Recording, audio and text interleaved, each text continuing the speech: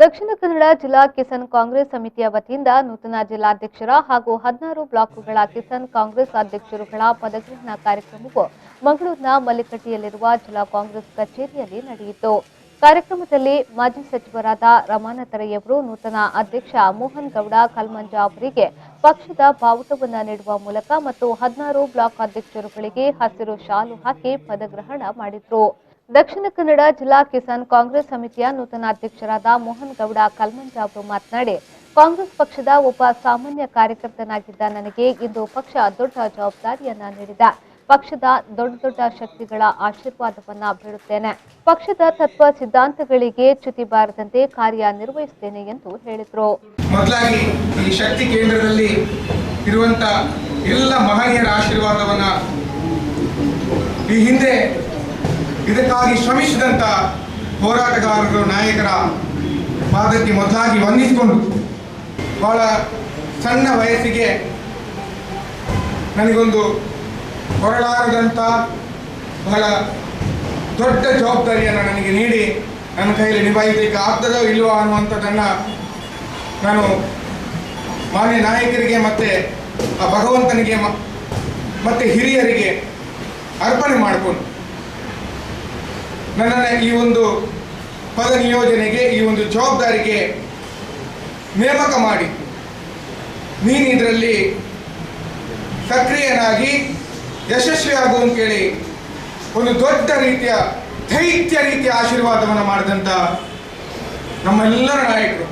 ಆ ನಂತರ ಈ ಒಂದು ಜಾತ್ಯಾತೀತ ಸಿದ್ಧಾಂತದಲ್ಲಿ ಹೋರಾಟ ಮಾಡ್ತಿರುವಂಥ ಸನ್ಮಾನ್ಯ ರಮಾನಾಥ ರೈಗಳು ಹಾಗೂ ಜಿಲ್ಲೆಯ ಎಲ್ಲ ಕಾಂಗ್ರೆಸ್ ನಾಯಕರ ತಂಡವನ್ನು ನಾನು ಗಮನಿಸಿದ ಇವರ ಹಾಗೆ ಇವರ ದೊಡ್ಡ ಆಶೀರ್ವಾದದಲ್ಲಿ ಒಂದು ಈ ಸಿದ್ಧಾಂತದಲ್ಲಿ ಪದವಿ ಮುಖ್ಯ ಅಲ್ಲ, ಈ ಸಿದ್ಧಾಂತಕ್ಕೆ ಗೌರವ ಕೊಟ್ಟು ನಾನು ಮುನ್ನಡೆಯಬೇಕು ಅಂತೇಳಿ ಕಾಂಗ್ರೆಸ್ ಪಕ್ಷದಲ್ಲಿ ನಾನು ನನ್ನ ಪ್ರಯಾಣವನ್ನು ಶುರು ಮಾಡಿದೆ. ಅನಂತರ ಮಾಜಿ ಸಚಿವರಾದ ರಮಾನಾಥ ರೈ ಅವರು ಮಾತನಾಡಿ, ಕಾಂಗ್ರೆಸ್ ಪಕ್ಷ ಸದಾ ರೈತರ ಪರವಾಗಿರುವ ಪಕ್ಷ. ದೇಶದಲ್ಲಿ ಮತ್ತು ರಾಜ್ಯದಲ್ಲಿ ರೈತರಿಗೆ ಅನ್ಯಾಯವಾದಾಗ ಧ್ವನಿ ಎತ್ತಿದ ಪಕ್ಷ. ಆದರೆ ಈಗ ಬಿಜೆಪಿ ಸರ್ಕಾರ ರೈತರಿಗೆ ಅನ್ಯಾಯ ಮಾಡುತ್ತಿದೆ. ಆದರೂ ಅವರಿಗೆ ಅಧಿಕಾರ ನೀಡುತ್ತಿರುವುದು ವಿಪರ್ಯಾಸ. ದಕ್ಷಿಣ ಕನ್ನಡ ಜಿಲ್ಲಾ ಕಿಸಾನ್ ಕಾಂಗ್ರೆಸ್ ಸಮಿತಿಯು ಸದಾ ರೈತರ ಪರವಾಗಿದೆ ಎಂದು ನೂತನ ಪದಾಧಿಕಾರಿಗಳಿಗೆ ಶುಭ ಹಾರೈಸಿದರು. ರೈತರು ದೇಶದ ಬೆನ್ನೆಲುಬು. ರೈತರ ಸಾಕಷ್ಟು ಹೋರಾಟಗಳು ಈ ದೇಶ ಕಂಡಿದೆ, ಈ ರಾಜ್ಯ ಕಂಡಿದೆ. ಈ ದೇಶದಲ್ಲಿ, ಈ ರಾಜ್ಯದಲ್ಲಿ ಕಾಂಗ್ರೆಸ್ ಪಕ್ಷ ಅಧಿಕಾರದಲ್ಲಿದ್ದಾಗ ಅಕ್ಷರಶ ಭೂಮಸೂದೆ ಕಾನೂನು ಜಾರಿಯಾಯಿತು. ಕರ್ನಾಟಕ ರಾಜ್ಯದ ಭೂಮಸೂದೆ ಕಾನೂನು ಸನ್ಮಾನ್ಯ ದೇವರಾಜ ಅರಸರವರು ಈ ರಾಜ್ಯದ ಮುಖ್ಯಮಂತ್ರಿಯಾಗಿದ್ದಾರೆ.